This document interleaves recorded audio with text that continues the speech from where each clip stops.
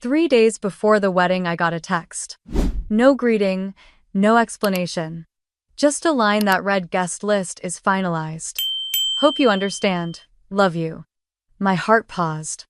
Not because it was unexpected, but because it confirmed something I had always feared quietly, that I was never really part of them. Not when I held her hand through every breakup. Not when I paid the deposit on her venue because her credit card was maxed out. Not even now when she said, "Love you," with the same fingers that crossed my name off her guest list. I didn't reply. I didn't beg. I didn't ask why. Instead, I packed my bag. While they posted filtered photos under chandeliers, I landed in Barbados barefoot in the sand, holding a cocktail I didn't have to share. Then the wedding videos started showing up on TikTok. The groom had disappeared. My sister was crying on stage. And the internet was eating it up. Everyone wanted my reaction. But here's the truth. They excluded me to keep things perfect, and somehow without me everything fell apart. My name is Madison Clay. I'm 34 years old and I co-founded a media agency in Portland that just turned profitable last quarter. I'm engaged to Liam Porter, who's the calm to my chaos. And until a week ago, I thought I was okay being the quiet, responsible one in a very loud family. I was halfway through packing when the message came in. My phone buzzed on the nightstand and I barely looked at it at first, assuming it was a reminder from the airline or a work notification. Liam and I were flying out the next morning, and I was finally letting myself feel excited after months of grinding through one exhausting contract after another. But then I saw the name. Emily. My sister. I opened the message and read it without much thought. "Hey, just a heads up, the guest list is finalized. We had to make some tough cuts. Hope you understand. Love you." At first, I didn't react. My brain just didn't process it. Like it was missing some context or a second part was coming. Maybe it was a joke, maybe she meant someone else. Or maybe my name was somehow overlooked in the final copy but would still be on the RSVP. I stared at the screen again, this time slower. Finalized. Tough cuts. Hope you understand, I wasn't just another guest. I wasn't a college roommate she hadn't spoken to in years, or a coworker she didn't want to offend. I was her sister. Her only sister. And she cut me. I set my phone down and stood still for a moment, my hand still gripping the corner of the suitcase on the bed. The hum of the AC filled the silence. I could hear Liam's faint voice from the living room, probably on a call. The Austin skyline outside the window glowed with that soft, peachy dusk light that always made the city feel gentler than it really was. But inside me something had shifted. I picked up my phone again and opened Instagram. Emily had posted a photo to her story just an hour earlier. It was a whiteboard decorated in rose gold marker with pastel flowers doodled around the corners. Guest list finalized. So grateful for all of you who will be part of our day. Below it, a list of names. I zoomed in, scanning column after column. I knew most of them. Childhood friends, extended family, mutual acquaintances. Even her old sorority sisters, one of whom had once told Emily I was too intense to be around. 152 names. Mine wasn't among them. A part of me wanted to laugh just to keep from falling into that familiar hole of disbelief. I'd always known Emily could be selfish, but this was new. This was surgical. Quiet. Calculated. I didn't even hesitate. I hit call. Mom answered on the second ring, her voice light and overly cheerful. "Hey sweetheart, what's going on?" I skipped the pleasantries. "Emily just sent me a message. She said the guest list is finalized and I'm not on it." There was a pause. Just a second. But it was enough. "Oh honey," Mom sighed. "Don't take it personally. You know how weddings are stressful, complicated. They had to make some hard choices." She used that tone again. That one that always made me feel like I was overreacting. Like I was a problem to be managed. "Mom, she invited over 150 people. She included Rachel Miller and her husband, who Emily hasn't spoken to since college. I'm her sister. I helped her move across the country. Twice. I loaned her money. I sat on her bathroom floor with her during panic attacks. And now she can't even give me a seat in the back row. Sweetheart, don't do this. It's her day. You're making it about you. I almost dropped the phone. I'm making it about me. She's the one who made a decision. She's the one who sent a cold robotic message instead of picking up the phone. And you're siding with her. Again. Madison, you've always been the strong one. Emily's under a lot of pressure. And I'm not. I ended the call before she could say anything else. I stood in the center of my bedroom, fists clenched, heart racing but oddly calm. It wasn't the kind of rage that needed to be screamed into a pillow. It was something colder. Sharper. A realization that had been waiting in the wings for years. I'd been the glue in our family for a long time. The one who never made waves. The one who always flew home for Christmas even when my startup was collapsing. The one who kept quiet when Mom forgot my birthday but flew to New York to throw Emily a surprise spa weekend. I was always expected to understand. But no one ever made room for me to feel anything. Madison, I looked up. Liam was in the doorway holding 2 mugs of tea. His expression shifted the moment he saw my face. What happened? I hesitated, then walked over to him and took one of the mugs. Emily's wedding is next weekend. I just got uninvited. He blinked. What do you mean uninvited? She cut me from the guest list. Sent a text. 3 sentences. Mom told me not to make a big deal out of it. Liam didn't speak right away. He set his mug down, walked over, and took mine from my hand, placing it on the dresser. Then he looked at me and said quietly, "Do you want to talk about it or do you want to leave it behind?" I felt something loosen in my chest. I want to leave it behind. Good. He pulled me into a hug, and in that moment I knew exactly what I needed to do. I wasn't going to sit around Austin next weekend refreshing social media and pretending it didn't hurt. I wasn't going to make excuses for people who had stopped seeing me as family. Tomorrow, I'd be on a plane with the man I loved, heading to a place where no one would look at me like I was too much or not enough. And this time, I wouldn't leave any space for them to follow. The next morning, we were at the airport by 7. Liam held my hand while we waited in the security line, his thumb tracing slow circles over my knuckles. I hadn't told anyone where we were going. No dramatic exit. No final words. I just turned off my phone, deleted the calendar reminder that said Emily's wedding, and chose silence. It was a direct flight from Austin to Bridgetown, Barbados. 5 hours and change. I stared out the window during takeoff, watching the city fall away beneath us, the buildings turning into matchsticks, the roads like veins disappearing under clouds. Liam had packed a carry-on for me while I was in the shower that morning. He knew. I didn't need to explain. He leaned over, brushed my hair behind my ear, and said, "Just you and me, okay?" I nodded. Halfway through the flight attendants brought around small glasses of pineapple juice and warm mixed nuts. Liam flipped through a travel magazine, pointing out places we might explore: the fishing village of Oistins, the beaches on the west coast, a cliffside restaurant he'd read about in a blog. I smiled, I nodded, but inside I was somewhere else entirely. My mind kept drifting. To my 13th birthday, when Emily had broken the new tablet Mom got me. She cried, said it was an accident, and Mom gave her my cake because she looked so upset. To high school, when Emily took my car without asking and totaled it. Dad blamed me for leaving the keys out. To college, when I got into UC Davis and Emily didn't time. I chose not to go so I could stay closer, help the family. No one asked me to, but they didn't stop me either. Every time something happened, I was expected to be the older one, the responsible one, the calm one. I was trained to swallow things before they could make a sound. But not this time. This time they weren't just asking me to understand. They were acting like I didn't even exist. We landed just after 2 in the afternoon. The moment I stepped off the plane, the humidity hit like a warm wave. Sweet, salty, alive. The airport was small, almost sleepy, and the customs line moved quickly.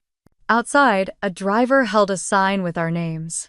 He greeted us with a broad smile and 2 cold bottles of water, ushering us into a sleek black SUV with tinted windows and leather seats that smelled like vanilla and citrus. The drive to St. James took under an hour. We passed colorful houses with shuttered windows, kids playing soccer on dusty lots, and flowering trees that dipped low over the road. The ocean appeared, disappeared, and then came back full force as we curved around a bluff.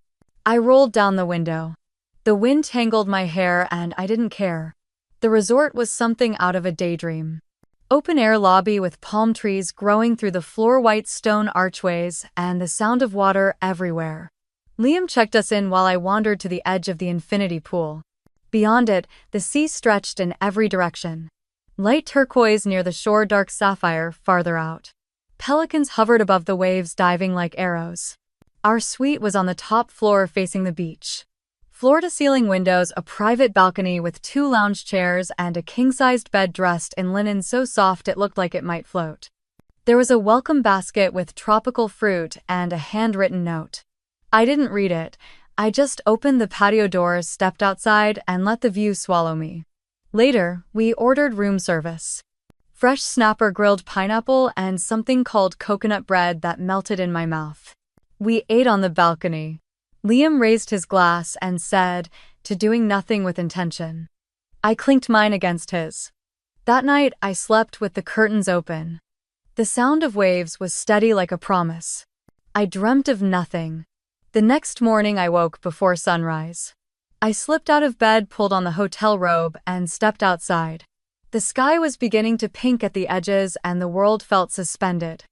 I brought my phone with me, though I didn't know why. Habit maybe. I hadn't turned it on since the flight. I sat in the lounge chair and stared at the sea. Then, after a long moment, I powered on the screen. There were texts. Dozens. Missed calls, emails. All from my mother, a few from unknown numbers, one from Emily. I didn't open any of them. I deleted every notification. Then I opened the camera, flipped it to front-facing, and took a photo. My legs stretched in front of me, the ocean in the distance, a mimosa on the table beside me. I opened Instagram, uploaded the photo, and typed, "Glad I wasn't invited." Turns out I had front row seats anyway. I hit post. Then I turned my phone back off. They had built a wedding without me. I was building peace without them. The scent of lime and seawater clung to the air when I stepped into the open-air lobby.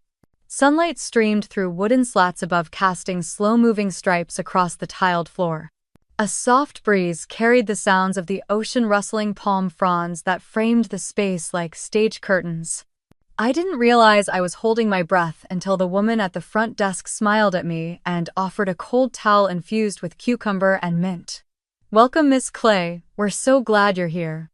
She handed me a tall glass filled with what looked like orange juice but tasted like mango lime and something with a kick I couldn't place until later. Scotch bonnet. It hit me with warmth but didn't linger, just enough to wake up every sense in my body.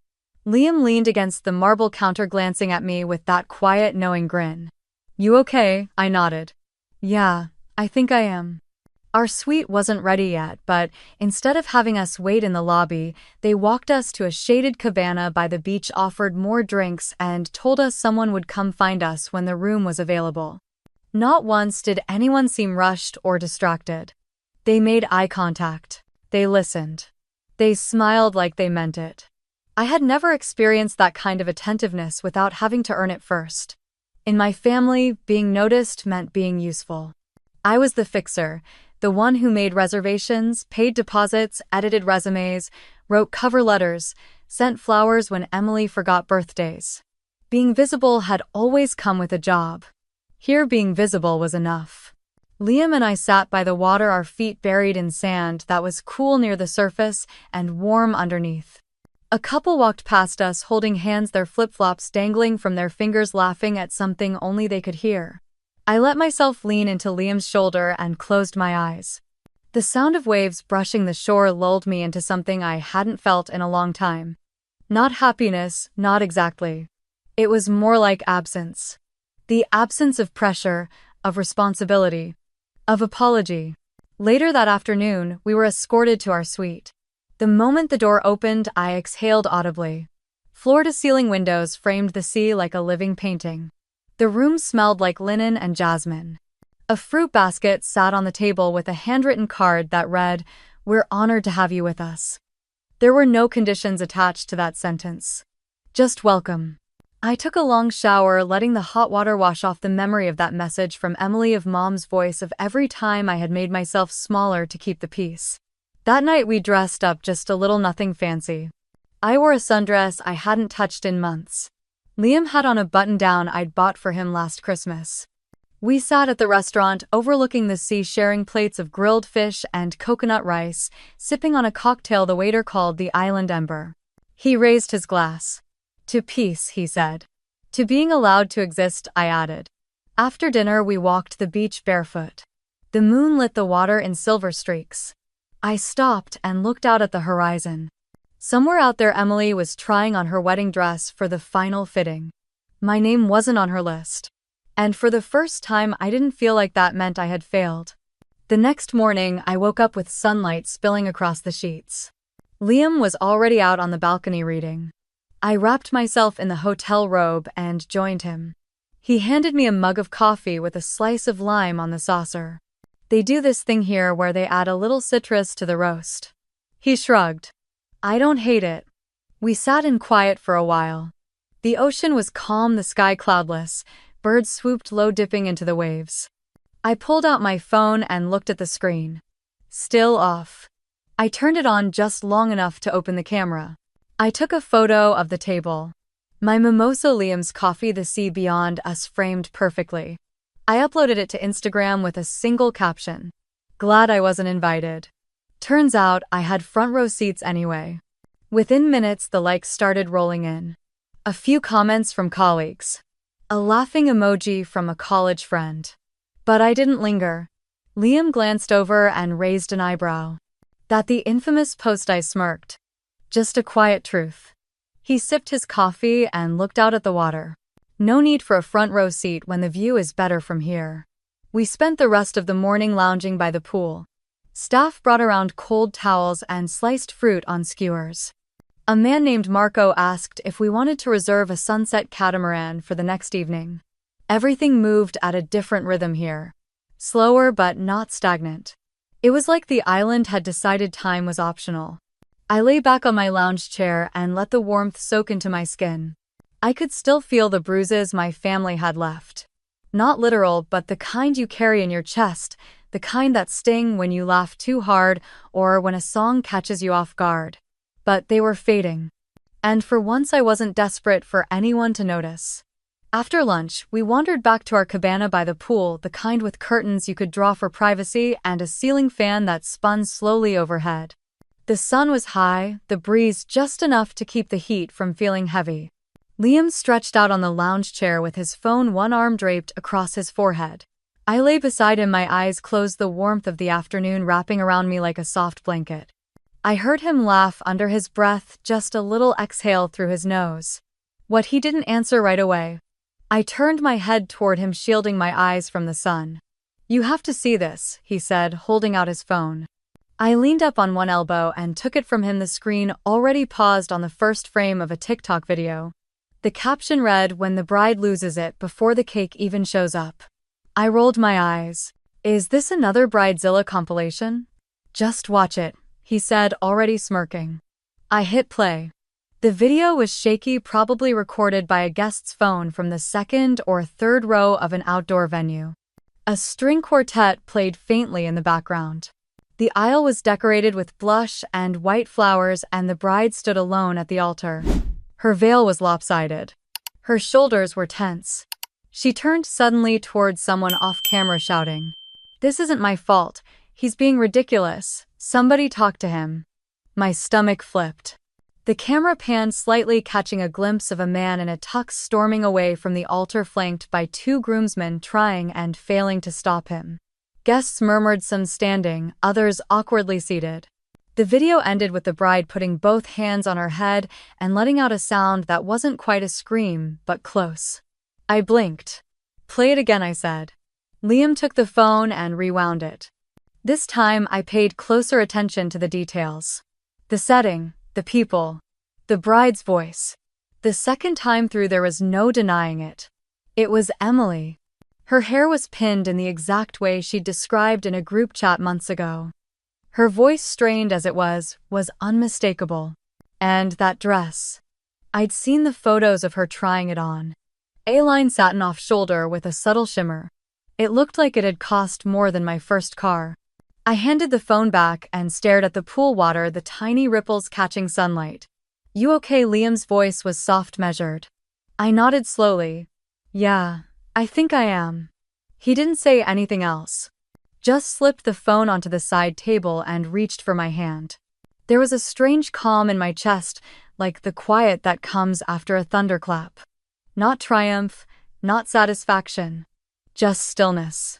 I wasn't sure what surprised me more. That she had a full public meltdown, or that someone had caught it and uploaded it to the internet. No filter, no edits. Just raw, chaotic footage.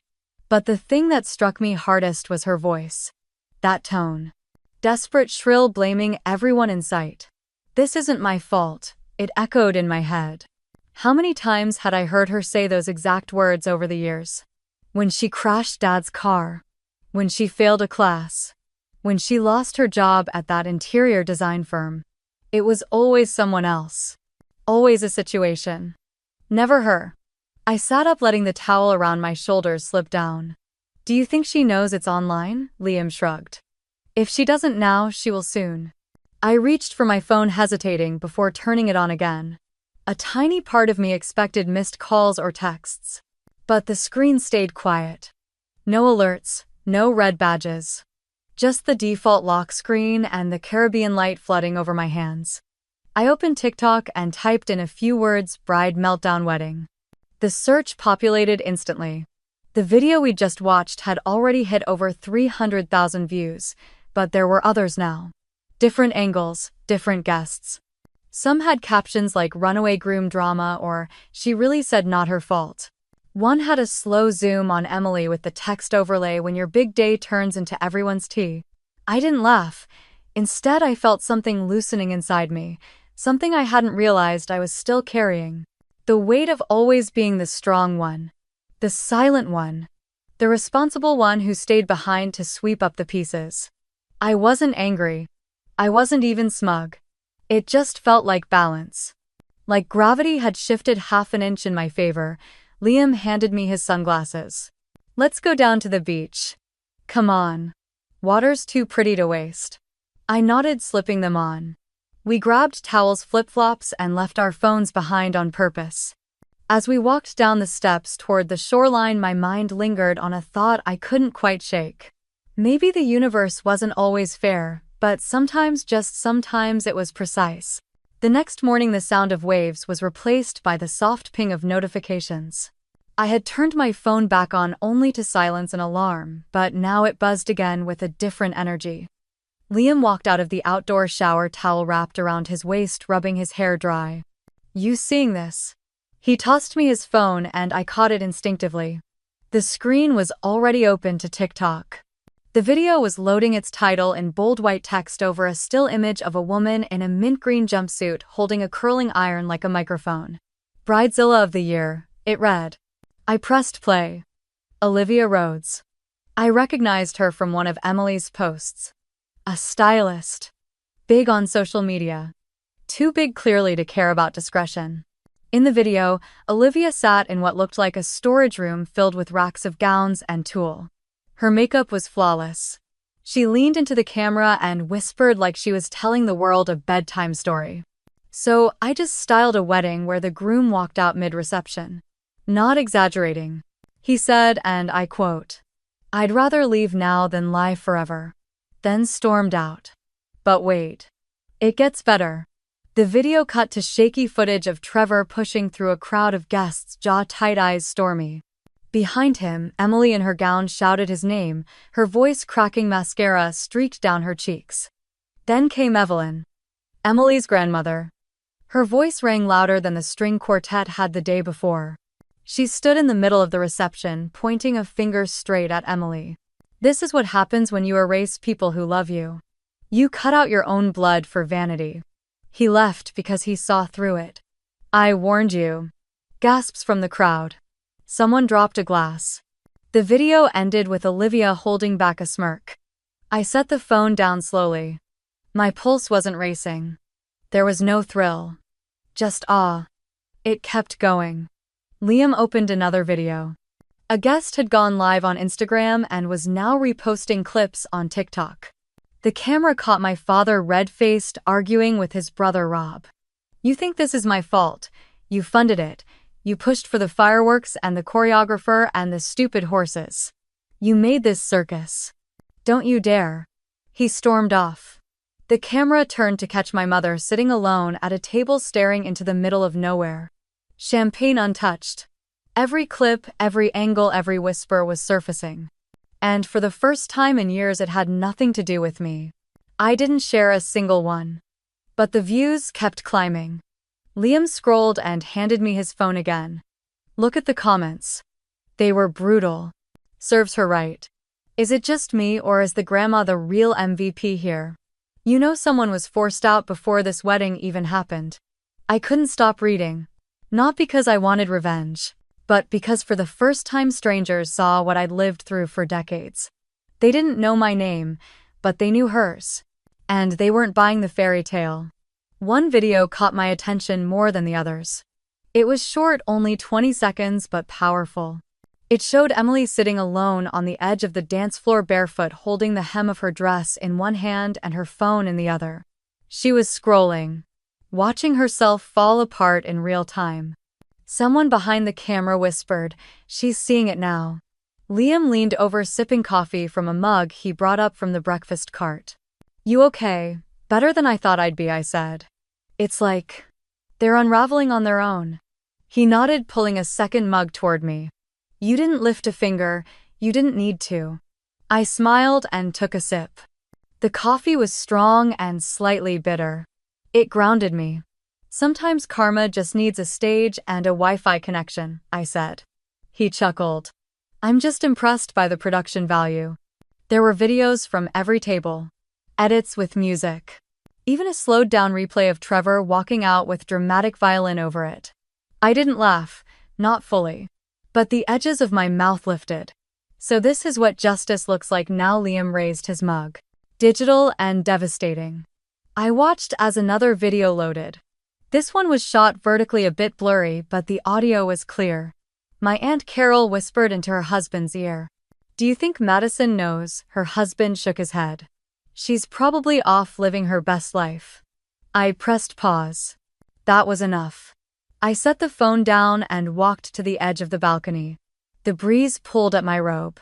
The beach below was quiet, waves lapping the shore in soft rhythm. They were self-destructing. Without my help. Without my presence. Every piece of the illusion they'd tried to build for Emily was collapsing. Not because I sabotaged it, but because the truth doesn't stay buried. Not forever. Liam joined me, wrapping his arm around my waist. "You want to go snorkeling today?"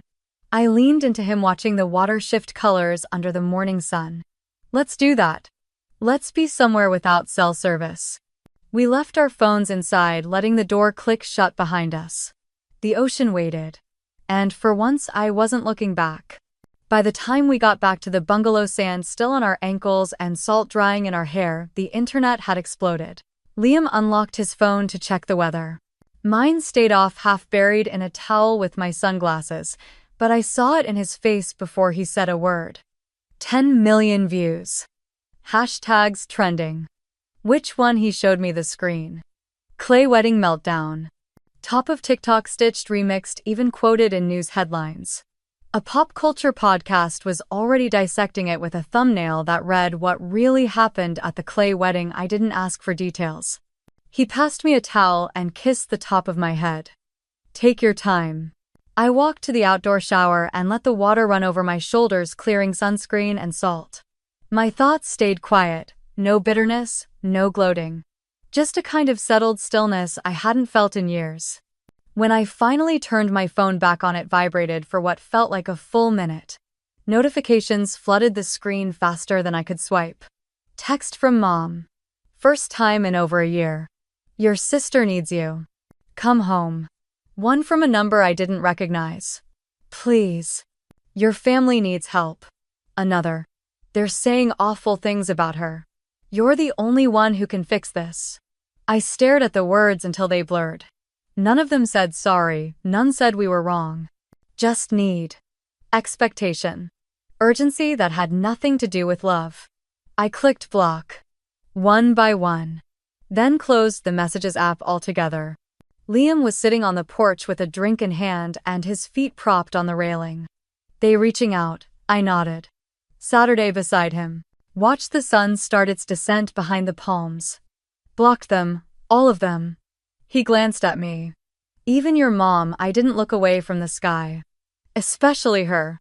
We sat in silence for a bit, the kind that's full not empty. Then Liam asked, what if they keep trying 100 times? 1,000. I turned to him, eyes steady.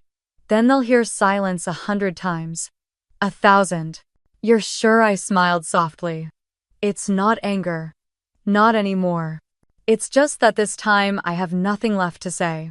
He nodded and squeezed my hand. That night the stars felt closer than ever. No calls, no guilt. Just waves and wind and peace. It was strange how quiet the world could be when you stopped answering to the wrong voices. In the morning, I opened Instagram for the first time in days. Not out of curiosity, just to clean out the noise. Messages poured in. Some from high school classmates I hadn't spoken to in over a decade. A few from distant cousins. Even 2 influencers I didn't know had followed me before. You okay? We always knew something was off. You're stronger than all of them. I archived them all without reply. Then I saw a DM from my cousin Tori. She wasn't close to Emily. Never liked the spotlight. Her message was simple. I hope you're safe. I'm proud of you. No reply needed. I let that one stay. Later that day, Liam and I took a boat out to a quiet cove. We snorkeled past coral gardens and watched a sea turtle drift below us like it had no hurry in the world. Back on the boat, we shared mango slices from a paper tray and didn't speak about the mainland once. In the distance, my old life kept ringing. But I let it ring. That evening, I caught a glimpse of another video in passing. Someone had recorded Emily at the airport trying to hide behind sunglasses and a hoodie. Reporters were shouting questions. A small child pointed and said, "That's the lady from the screaming wedding." I didn't watch the full clip, just closed the app and slipped my phone back into the drawer. There was a kind of finality in that choice. Not petty, not cruel. Just done. We made dinner ourselves. Grilled fish. Pineapple slices. A bottle of wine we'd been saving. To letting things end when they need to, Liam said, raising his glass. To choosing peace without permission, I answered. We clinked glasses. And somewhere beyond the crashing tide and the rustle of palms, my name might have been spoken in rooms full of regret and desperation. But none of that reached me here. Here I wasn't the sister they forgot or the daughter they dismissed. I wasn't their fixer or their fallback. I was just me. And that was finally enough. The next morning I sat on the porch with a bowl of papaya and lime, the air still warm with sea salt and slow breezes. Liam was inside making coffee, humming something off-key when he called out for me to come look at the television. I thought maybe it was another weather warning or a flight update. Instead, I walked in to see my face, my actual face, on the corner of a CNN morning segment. The banner read "Viral Vows Gone Wrong." Beside it, a TikTok montage played on loop. It started with drone footage of the beach ceremony zoomed in on Emily's panicked expression, then cut to a clip of the stylist throwing down a veil and yelling something unintelligible. Then came the crowd footage, including someone shouting from behind the phone camera, "That's the sister. The one they erased."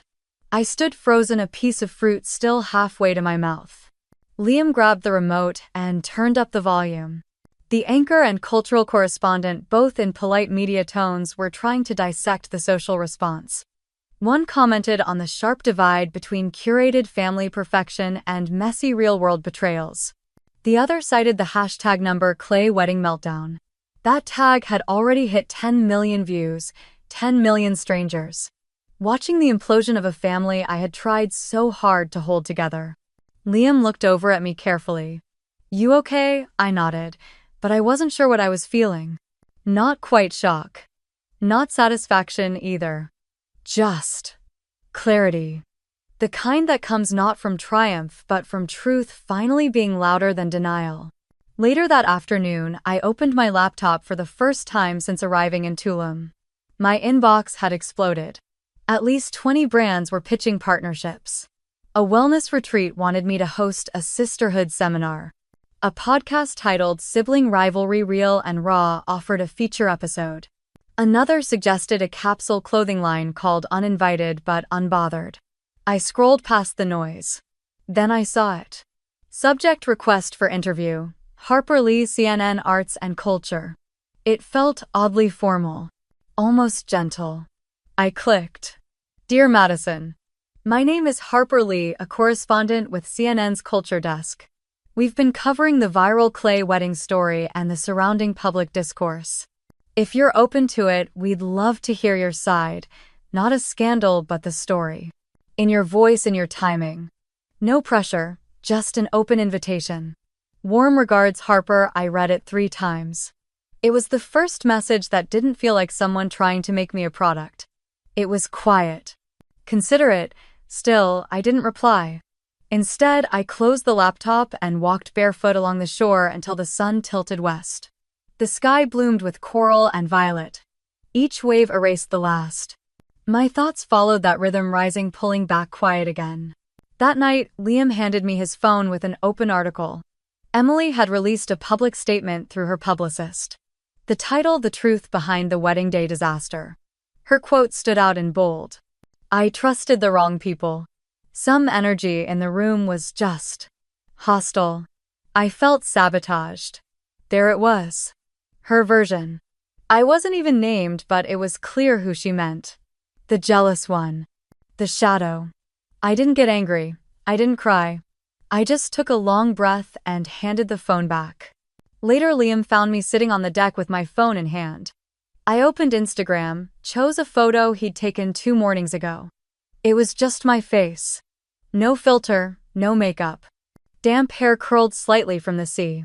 My expression quiet but not small. A woman who wasn't performing. I typed a caption. I was uninvited. Now I'm uninterested. No tags. No hashtags. No grandstand. I posted it. Then turned the phone off and went inside. By sunrise, it had over 400,000 shares. The world hadn't just noticed. It was listening. By noon, Harper emailed again. Madison, your post was powerful. We're also organizing a TEDx event next month in Santa Barbara. The theme is reimagining boundaries. We'd love to invite you as a speaker if that's something you'd ever consider. Topic suggestion: boundaries with family. No pressure, just a space. Warmly, Harper. I read it aloud to Liam while we were finishing breakfast. He stirred his coffee and leaned back. That's something. I know. Do you want to? I paused. I never planned to tell this story. Not to strangers. Not on a stage, but maybe it was already out there. Maybe not telling it would mean letting others define it for me again. I don't know, I just wanted to disappear. And instead, your truth lit up the sky. I laughed softly. That might be the most poetic thing you've ever said. He grinned. You make me poetic. But seriously, whatever you decide, make sure it's because it feels right. Not because they expect you to play a role again. That afternoon, I opened a new document, just the blank screen. No title, no outline. But the words came anyway. Not because I had to say them, but because this time they were mine, and I was ready. The call came just as the sun slipped beneath the horizon, casting the sky in soft lavender and peach. I had been sitting on the terrace with a book I wasn't really reading, letting the ocean's breath fill the spaces silence used to occupy. Liam handed me the phone screen, glowing with a familiar name. Evelyn Whitaker. I hadn't spoken to my grandmother in over a year. She had stopped attending family events long before I was officially erased. Her silence, more of a protest than a surrender. She was my father's mother, and unlike my mother's side of the family, she had always seen me, really seen me. I hesitated, then answered. Her voice was raspy but steady. Madison, sweetheart. I hope I'm not interrupting. Not at all, Grandma. She exhaled slowly. I wanted to tell you something. I should have done it years ago, but I didn't know if it was my place. I sat up straighter. Your grandfather left a will. A different one than the family told you about. He updated it before he passed, made sure you were the primary beneficiary. He wanted you to have the Monterey house, his trust in the investment firm, and a few other assets. I blinked. But they said he left everything to Mom and Aunt Caroline. He didn't. That's what your mother wanted everyone to believe. But the signed version, the final one, was with my attorney, Ava Monroe. She's still in practice, and we're working to make it right. I didn't speak. I wasn't shocked. Not anymore. My body didn't even react with anger, just a cool wave of confirmation. Evelyn continued. Your mother knew. She was in the room when he signed it. But when he passed, she convinced everyone that the older version was final. And I let her. I didn't want the family to break apart even more. My stomach sank, not from betrayal, but from the weight of generational silence. Why now? I asked gently. Because I saw you on the news. And I realized you've been carrying weight that never should have been yours. There was a long pause between us, filled only by gulls calling somewhere in the distance. I'm not calling to ask anything of you, Evelyn said finally. Just to say I'm sorry. And that Ava is filing a motion to reinstate the true will. You'll hear from her soon. Thank you, Grandma. After we hung up, I stared at the sea for a long time. Liam came out, sat beside me, not saying a word. When I told him everything, he simply nodded. That explains a lot. It did. It explained the unease I'd always felt, the whispers that followed me at family events, the looks my mother gave me when I asked too many questions about Grandpa's accounts. But it didn't change who I was now. I didn't feel vindicated. I didn't feel triumphant, just clear. This wasn't about the Monterey house or the money. It wasn't even about the lie. It was about finally seeing the full picture. About realizing that even the roots of my family's manipulation went deeper than I thought. When Ava Monroe called me 2 days later, her tone was warm, precise, and sharp like glass. We're filing in Superior Court in Sacramento. The document's solid. Dated, notarized, witnessed. Your mother will have an opportunity to contest it, but our position is strong. I asked her what would happen if it was enforced. You would be the primary heir to your grandfather's estate. Retroactively. Which includes the family's remaining shares in Whitaker Holdings. I almost laughed. The same holdings Emily tried to impress influencers with. The ones she bragged about at the rehearsal dinner. I don't want revenge, I told Ava. I just want it to stop. The pretending. The rewriting. She replied softly. Sometimes clarity is the sharpest form of justice. I didn't tell my mother. I didn't call Emily. I didn't post a thing. I just lived. I kept swimming in the mornings, cooking dinners with Liam, answering emails from students who watched my TEDx clip and said it made them call their estranged siblings or set boundaries with toxic parents. I existed without the ache of proving I deserved to. One night, Liam placed an envelope in front of me. It had the court seal. Inside was the preliminary hearing date.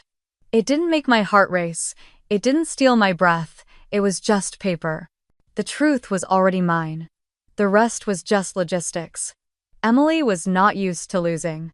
Especially not in public. At first, she stayed quiet, probably hoping the buzz would die down, but it didn't. The video of the wedding fiasco had gone viral in ways no one could have predicted. It wasn't just one clip anymore. TikTokers were making deep dives, analyzing every awkward glance, every moment of tension. There were reenactments, reaction videos, even a couple of makeup tutorials inspired by my beach selfie. Somewhere between the 5th and 10th million view, Emily snapped. She submitted a takedown request to TikTok citing violation of her privacy. Then another. And another. She flagged the most popular account, a creator named Olivia James, who had posted a stitched commentary that opened with the words, "So apparently the sister planned and paid for the wedding. And wasn't invited." That one had over 8 million views and counting. Olivia responded with a new video the next morning. Her voice was calm but firm. "You can try to silence the internet," she said, "but you can't erase what you did just because it's inconvenient now. The truth doesn't violate privacy. It just shines a light where you hoped no one would look." The The comment section exploded. Most people sided with Olivia. Some dug up old interviews Emily had done where she talked about her perfect family and her supportive upbringing. Others started stitching together timelines, receipts, even the leaked seating chart that showed my name scribbled out and replaced with TBD next to the kitchen staff. The irony wasn't lost on anyone. By that weekend, a new phrase was trending: justice for Madison. It was surreal. I never asked for any of it. I never thought people would care this much. But they did. Not because I was special, but because the story was familiar. People knew what it felt like to be left out, to be replaced, to be made to feel invisible by those who should have protected you. And now Emily was learning what it felt like to be held accountable. She tried a different approach next. A live stream.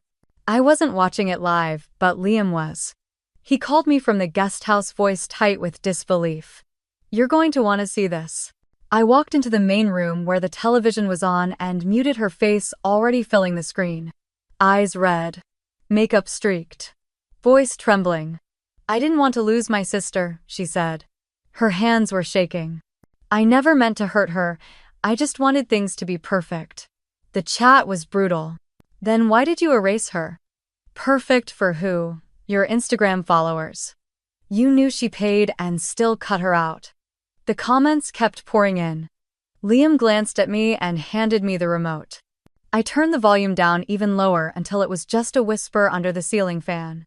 "She's not crying because she lost you," he said. "She's crying because she lost the image. The fairy tale. You messed up the picture she painted for everyone." I didn't reply. Instead, I walked over to the stereo and hit play. A slow jazz record started, warm and loose, filling the space between us. Sometimes silence said more than anything else. The next morning, my inbox was full. Strangers from all over the country shared their stories. Women who had been written out of wills. Daughters who were pushed aside for prettier sisters. Artists whose families only supported them once success became profitable. It wasn't just me. It never was. One message stood out.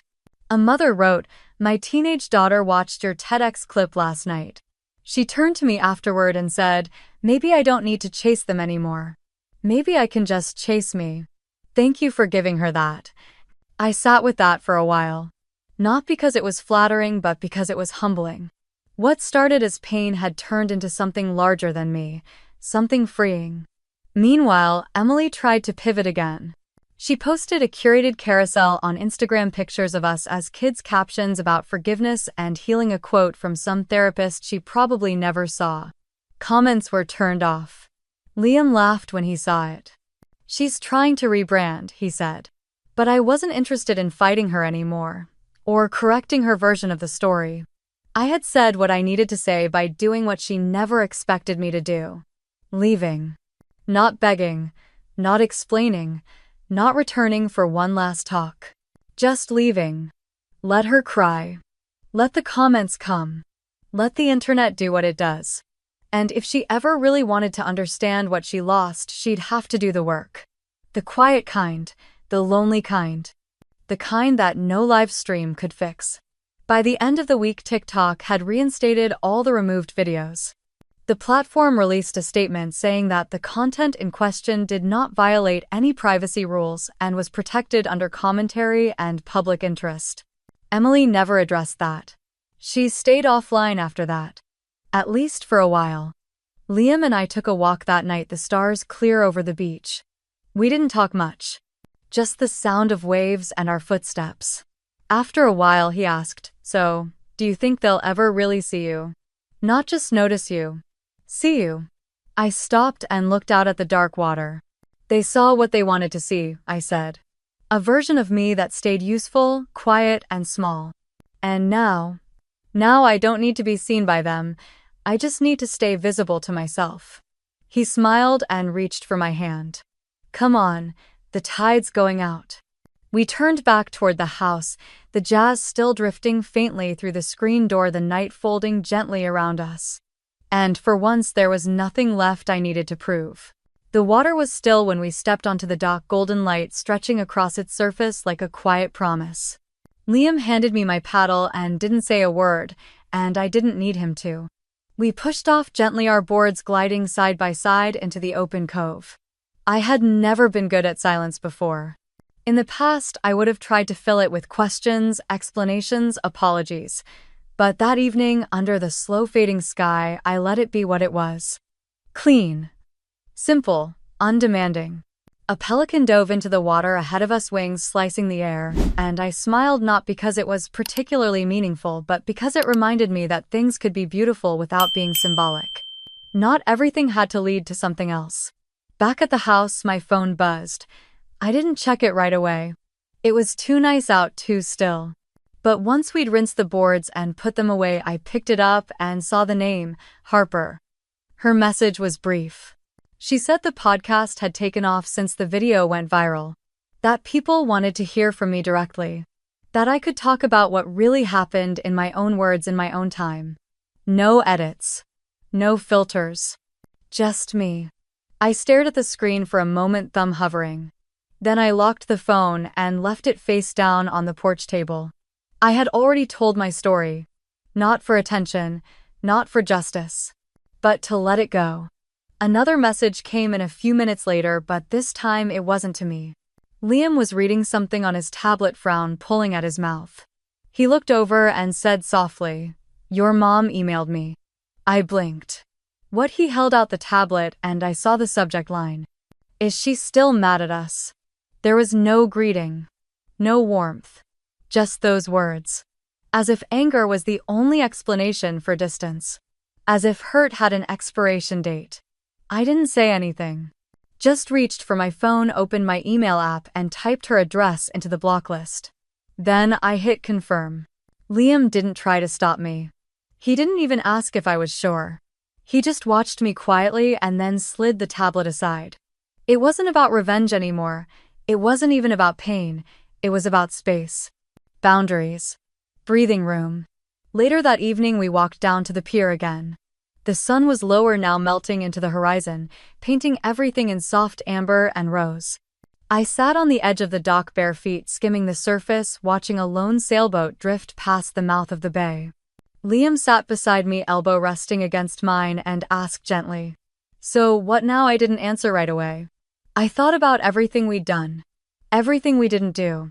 The silence, the statements, the non-statements. Then I said nothing. We just live. And we did. We made dinner together, something easy and warm. We played music. I read a chapter from a novel I hadn't touched in weeks. He started sketching again, filling the corners of his notebook with palm trees and sailboats and nonsense shapes. No one from my family reached out again. Not that night. Not the next morning. Not the day after that. It was like they had disappeared entirely. Or maybe I had. And honestly, I didn't mind. Sometimes absence is not a loss, it's a return. To yourself. To peace. To whatever version of you got buried under years of being the responsible one, the fixer, the one who always made room for everyone else. I didn't feel angry, not even numb. I felt whole. That night, as I stood brushing my teeth, I caught a glimpse of myself in the mirror. Not just my face, but the expression I wore. Calm. Unforced. I didn't look like someone who had burned bridges. I looked like someone who had walked away before the fire reached her. And maybe that was what healing looked like. Not the dramatic reconciliation. Not the teary phone calls or the apologies that came years too late. Just the quiet choice to stop explaining yourself to people committed to misunderstanding you. The next morning, we paddled out again. The water was glass. The world was hushed. And for the first time in a long time, I didn't feel like I was waiting for anything to happen. I was just there, moving forward. The pen hovered above the paper longer than I expected. I'd been staring at the blank page for 20 minutes, the ocean beyond the balcony railing, whispering like it was daring me to tell the truth. Not to anyone else. Just to myself. I didn't know what I was hoping to accomplish when I opened the notebook. Closure, control, a rewrite of the past that would never come. Still, something inside urged me to start, so I did. Dear Valerie, I don't know if you'll ever read this. I'm not even sure I'd want you to. But I think I need to say these things out loud even if no one is listening. I told myself I had let go. I convinced myself that what you said or didn't say no longer had power over me. But the truth is, some wounds don't announce themselves as pain. They sit quietly, rearranging the way you walk through life. I paused, pressing the tip of the pen into the page until it bled through slightly. I wrote about the piano recital when I was 7, the one you missed because Emily had a fever. I didn't blame you then. I don't even now. But when you didn't ask how it went, didn't even mention it the next morning, I stopped practicing for months. You never noticed. I wrote about 8th grade career day.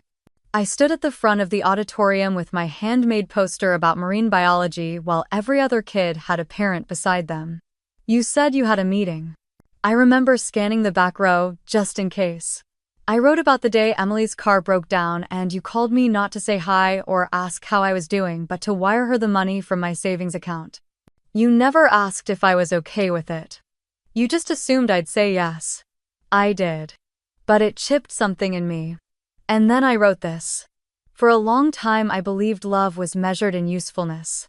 That if I was needed, I'd be wanted. If I fixed enough things, solved enough, problems stayed small enough not to inconvenience anyone, then I'd earn a seat at the table. But I've learned something else now. Real love doesn't need debt to feel valuable. I closed the notebook and stared at the ink still drying on the last line. The sky outside was shifting. The Caribbean sun beginning to lower itself toward the horizon, throwing orange and lavender into the clouds. I held the letter against my chest for a moment, then folded it gently and slid it into an envelope. No address.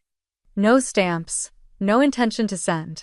I placed it in the nightstand drawer, closed it slowly, and let out a breath I hadn't realized I was holding. It felt like finishing a chapter, not with a slam but with a soft final turn of the page. That night Liam and I sat out on the beach, a small bonfire crackling in front of us. He passed me a roasted marshmallow on a stick and raised an eyebrow. So, you still want to fly out on Monday?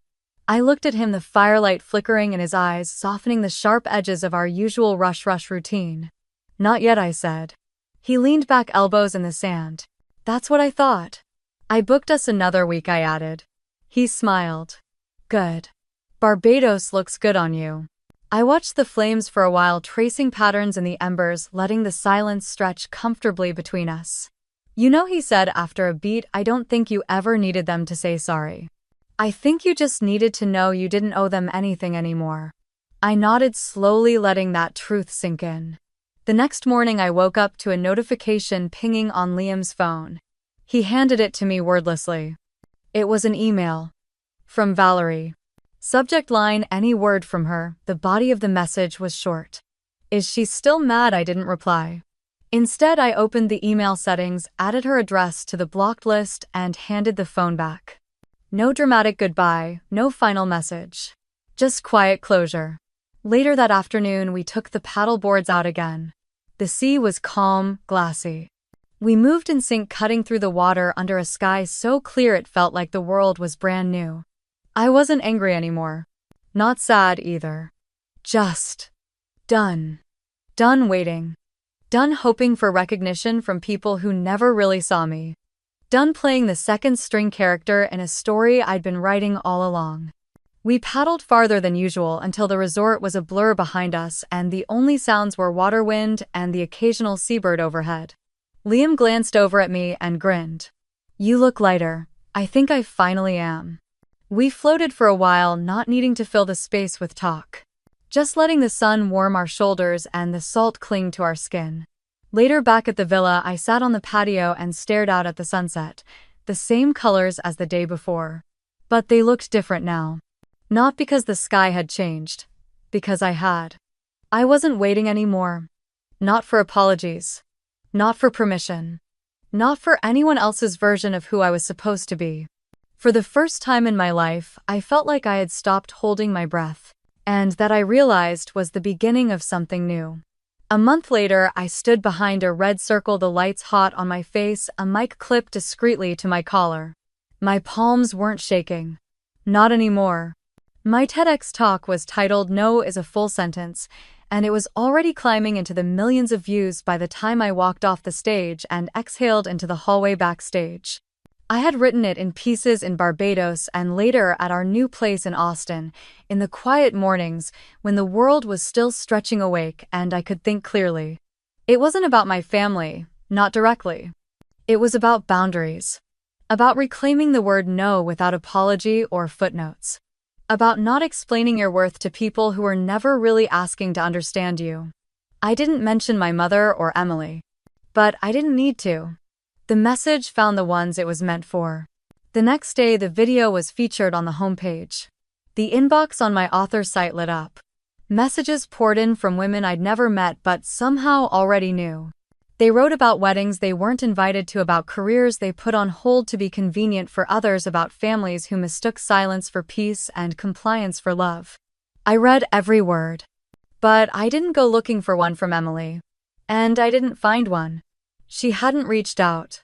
And for the first time in my life, I didn't keep my phone volume up just in case.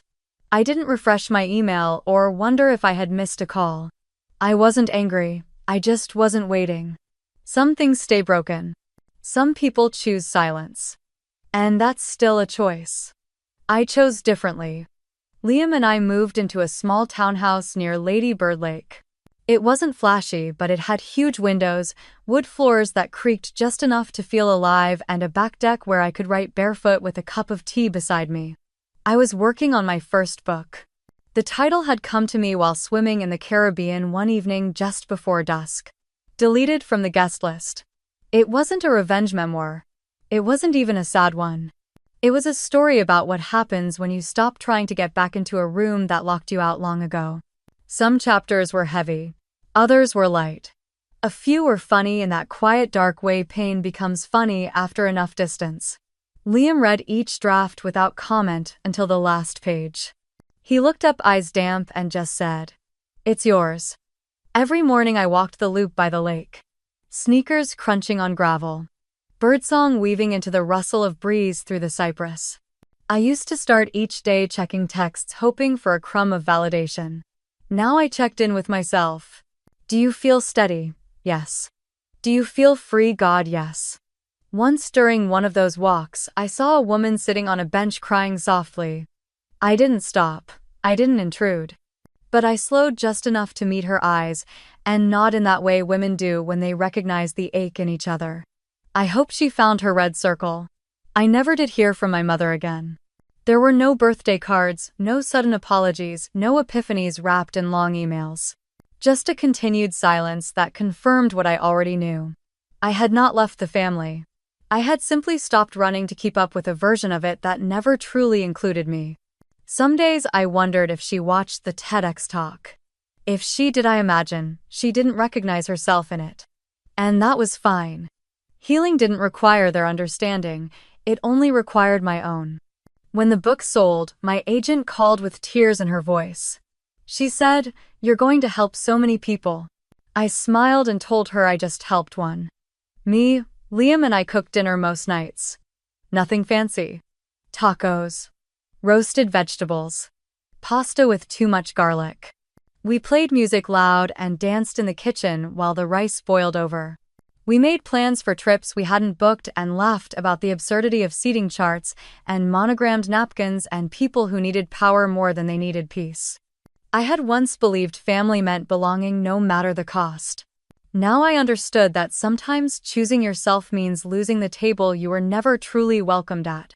They held a wedding without me, and I have a life without them. If you've ever been erased, overlooked, told to be smaller, quieter, easier, or more convenient just to stay in the room, know this: you are not the problem. And your voice is not too loud. So tell your story. Loudly or softly. In ink or pixels or whispered to the wind, but tell it. Because the ones who tried to write you out, they don't get to write the ending. You do.